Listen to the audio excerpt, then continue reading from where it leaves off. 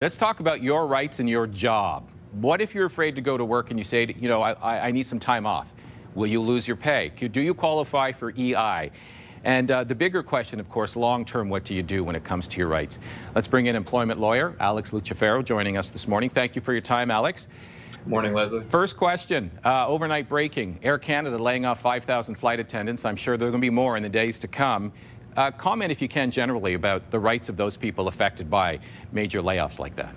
Sure, happy to. I mean, this is obviously a very difficult situation for employees and employers out there. Employers are trying to do what they can to manage their businesses as best they can and have people working from home and finding solutions. Employees are wanting to know what their rights are. When it comes to temporary layoffs, Leslie, it's a very crucial point, especially in this situation, because as a general principle, employers are not allowed to lay off employees temporarily.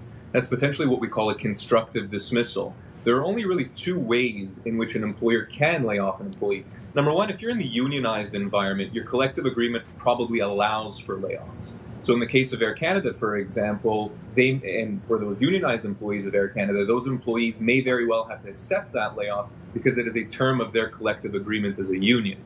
But in the ordinary course of things, Leslie, unless an employee in the private sector, let's say, unless that employee has a term in their employment contract that actually allows for temporary layoffs, a temporary layoff is actually illegal. It's not allowed. So we're dealing with lots and lots of employers and employees who are struggling with this kind of layoff situation. I'm wondering if the status at all has changed because of these extraordinary measures announced by the Finance Minister, Bill Morneau, that would kind of fill those gaps, or not. It's tough. It's always going to be case specific. And so let's use the example of restaurants, for example. So restaurants have been ordered to close by the government. They really had no choice. I mean, it wasn't a closure as a result of a business slowdown. It was simply a closure as a result of a municipal order or a provincial order. So those employers may very well be allowed to temporarily lay off their employees because, again, there's no real other choice. It's not as if the employer had to kind of contemplate that and come to that decision. They were forced to.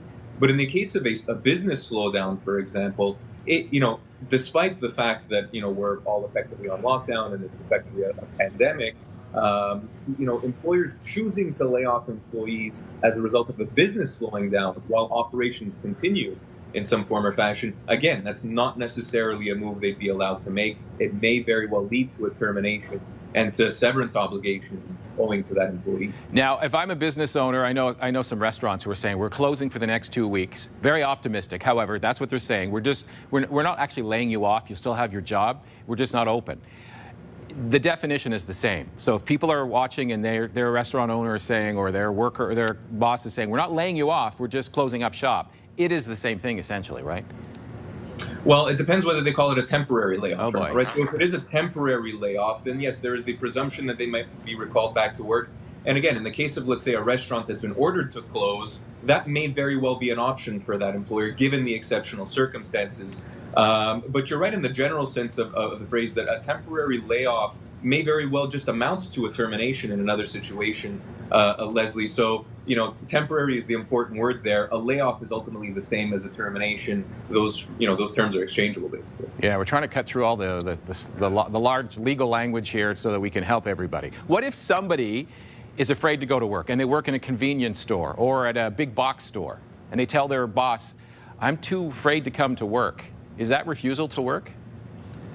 Not necessarily. So, I mean, those concerns have to be reasonable, Leslie. We can't, we don't want to foster paranoia or anxiety unnecessarily, but it is certainly the case that employers in Ontario and throughout Canada generally have the obligation to protect their employees and keep them safe and keep them healthy in the work environment. And if hazards do present themselves in the work environment, so if you know of an individual who has been ill in the past week or so, or who has tested positive for the virus and been in the work environment, and we saw the company Sienna here in Ottawa, this happening to them, you absolutely, as an employee, have the right to say, I don't feel comfortable coming to work. I can either work from home or I'm going to take some sort of leave, and we're going to let the incubation period pass before I even think about it. That would be perfectly reasonable, but there needs to be grounds for that position. I don't think as an employee you want to start refusing to come to work for no particular reason, simply because of the news headlines, for example, or